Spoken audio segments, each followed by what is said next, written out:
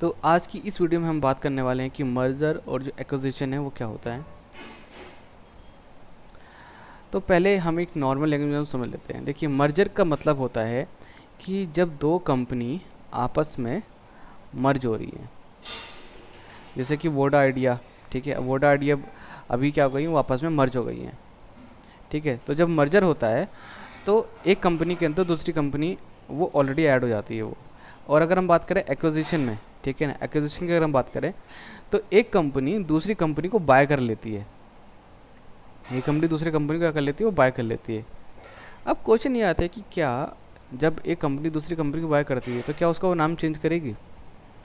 तो आंसर है कि डिपेंड करता है उस कंपनी के ऊपर। ठीक है, अगर उस कंपनी की मार्केट में गुडविल अच्छी खासी है तो सिंपल सी बात है कि वो उसको नहीं चेंज करेगी। जैसे कि अभी अगर हम देखें तो जो बायजूस है उन्होंने आकाश इंस्टीट्यूट है, ठीक है, उसको एक्वायर कर लिया है। ठीक है, तो वहाँ पे उन्होंने नाम चेंज नहीं करा है, बल्कि वहाँ पर उन्होंने अपना भी नाम उसके साथ उन्होंने जोड़ दिया है। तो मर्जर अलग है और एक्विजिशन अलग है। मर्जर में दो कंपनीज मर्ज हो जाती हैं, ठीक है, लेकिन एक्विजिशन में नहीं। एक्विजिशन में एक कंपनी दूसरी कंपनी को पूरी तरीके से बाय कर लेती है। अब उसको हम थोड़ा सा और डिटेल में हम समझते हैं। Mergers, acquisition and consolidation are corporate actions. तो यहाँ पे तीन चीज़ें हैं, मर्जर, एक्विजिशन एंड कंसोलिडेशन। तो यहाँ पे तीन चीज़ों के बारे में हम पढ़ेंगे।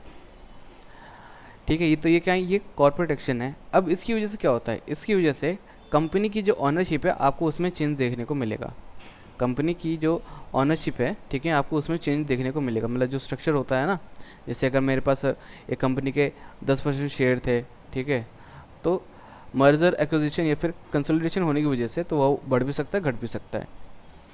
अब हम एक एक करके इनके बारे में बात करते हैं। तो जैसे हम बात करते हैं मर्जर के बारे में।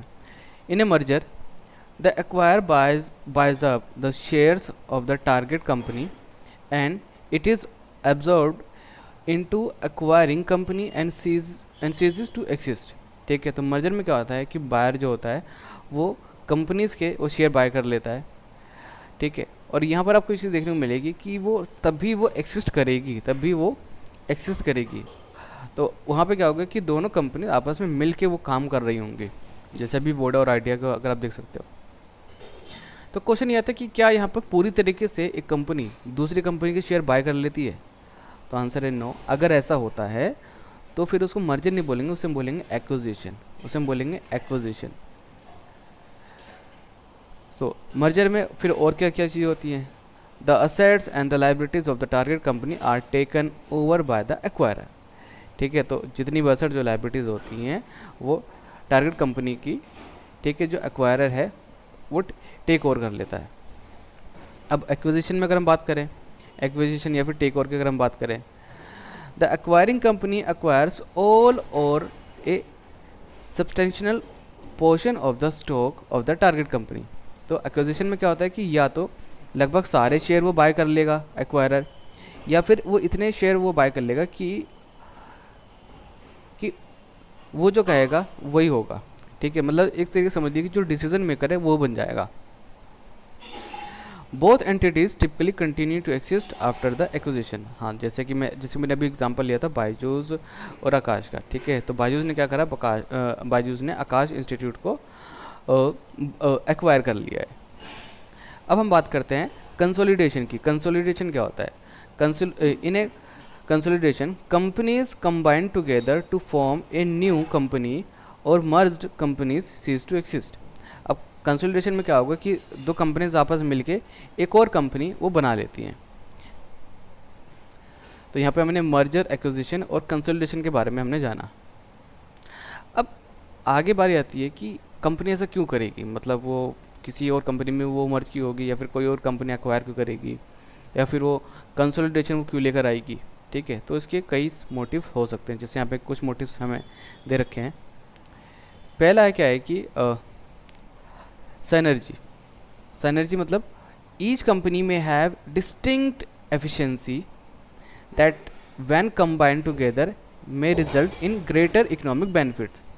तो हो सकता है कि दो कंपनीज हैं और अगर वो कंबाइन हो जाएं, ठीक है, अगर वो एक साथ काम करें तो उनको जो इकोनॉमिक बेनिफिट है, यानी जो प्रॉफिट है, उसको उनको वो होने की संभावना बहुत ज़्यादा है, ठीक है। The combined entity can benefit from economics of scale, forward, backward integration and expanding the market for their products and services, ठीक है। तो दो जो कंपनी जो कंबाइन हुई हैं, ठीक है, वो अपने जो बिज़नेस है उसको काफ़ी अच्छे लेवल पे लेके जा सकती है, ठीक है ना। और जो उनकी प्रोडक्ट और जो सर्विसेज हैं उनको वो और ज़्यादा एक्सपेंड वो कर सकती है। तो यहाँ पे मेन जो हम कह सकते हैं कि मेन क्या होगा कि इकोनॉमिक बेनिफिट, ठीक है। सेकंड है increased revenue and market share, ठीक है। कई बार कंपनी ऐसा होती है कि कंपनी अब कंपटीशन बहुत ज़्यादा बढ़ जाता है। जैसे अगर हम बात करें टेलीकॉम सेक्टर में, तो कंपटीशन बहुत ज़्यादा बढ़ गया था। बहुत सी कंपनीज तो ऐसी हैं कि जो ख़त्म हो गई हैं, और बहुत सी ऐसी हो गई हैं कि जो अपने कॉम्पिटिटर को बीट करने के लिए वो एक साथ हो गई हैं, ठीक है। तो एक रीज़न ये भी हो सकता है कि वो अपना जो रेवेन्यू है या फिर जो अपना मार्केट शेयर है वो ज़्यादा बढ़ाना चाहती हो। अब मार्केट शेयर का मतलब क्या है? देखिए, अब जैसे एग्जांपल लेते हैं कि एक सेक्टर है, टेलीकॉम सेक्टर ही लेते हैं। तो अगर हम अभी देखें तो ज़्यादातर जो पोर्शन है, ठीक है, टेलीकॉम सेक्टर का, वो एक्वायर कर रखा है जियो ने, ठीक है। बाकी जो बचा हुआ है वो वोडा, आइडिया, एयरटेल ने, है ना। तो बहुत सारी कंपनी चाहती हैं कि वो अपने सेक्टर में जो मार्केट शेयर है वो ज़्यादा वो एक्वायर करे, है ना। वो ज़्यादा एक्वायर, क्योंकि जितना ज़्यादा वो एक्वायर करेंगी उतना उनके लिए बेनिफिट होगा, मतलब उतने उनके पास कस्टमर होंगे और उतना ही उनका रेवेन्यू बढ़ेगा। अब कई बार क्या होता है कि कुछ कंपनीज ऐसी होती हैं जो कि अपना जो एरिया है, ठीक है ना, जिस जोग्राफिकल एरिया में वो काम कर रही हैं उसको वो डाइवर्सिफाई करना चाहती हैं। जैसे अगर हम अभी बैंकिंग सेक्टर की अगर हम बात करें तो एक बैंक ऐसा है, बंधन बैंक, ठीक है। बंधन बैंक जो कि जिसका मेन फोकस अभी है ग्रामीण क्षेत्र, ठीक है। तो वो वहाँ पर वो अपना जो बिज़नेस है, ठीक है, वो एक्सपेंड कर रहा है। जो सिटीज़ एरिया वहाँ पे वो कम फोकस कर रहा है। लेकिन दूसरी तरफ देखें तो बाकी जो बैंक्स हैं, प्राइवेट बैंक, वो ज़्यादातर फोकस कर रही हैं सिटीज़ एरिया में, ठीक है। तो कई बार कंपनी चाहती हैं कि उनका जो बिज़नेस है वो डाइवर्सिफाई हो, ठीक है, उनके पास और ज़्यादा चांसेस हों, ठीक है, ग्रो करने के। तो इसलिए भी मर्जर एंड एक्विजिशन आपको देखने को मिलेगा। और लास्ट ऑप्शन है एक टैक्सेशन, ठीक है। कई बार ऐसा होता है कि एक कंपनी को लॉस हो रहा है, जैसे आप इन्होंने दे भी रखा है, a profitable company can buy a loss making company to enjoy tax shield against the losses of the target company. तो कई बार कंपनी जैसे ऐसा दे रखा लो में कि अगर एक कंपनी है जिसको बहुत ज़्यादा लॉसेस हैं, ठीक है, और एक कंपनी है जो मतलब प्रॉफिटेबल है, अच्छा खासा चल रही है, तो अगर वो ऐसी कंपनी को ठीक है, अगर वो ऐसी लॉस मेकिंग कंपनी को अगर वो बाय कर लेते हैं, ठीक है, तो उनको टैक्स उनको कम देना पड़ेगा, हो सकता है मतलब ना के बराबर, ठीक है। तो ये भी एक रीज़न होता है। The share holding pattern of A listed company में चेंज, ठीक है।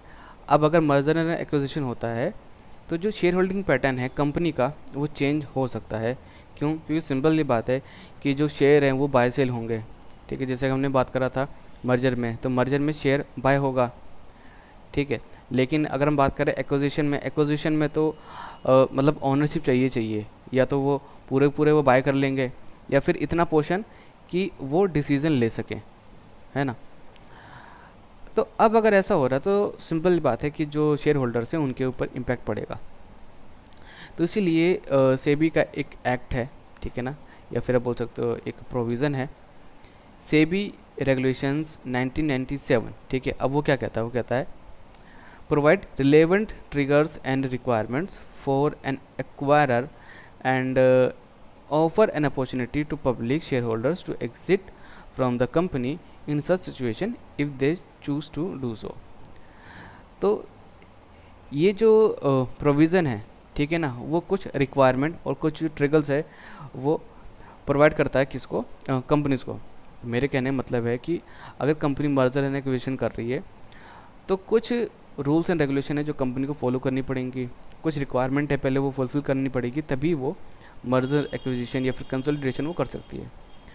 और जो शेयर होल्डर है, ठीक है, पब्लिक शेयर होल्डर, उनको एक अपॉर्चुनिटी देती है कि वो चाहें तो अभी कंपनी से वो एग्ज़िट ले सकते हैं।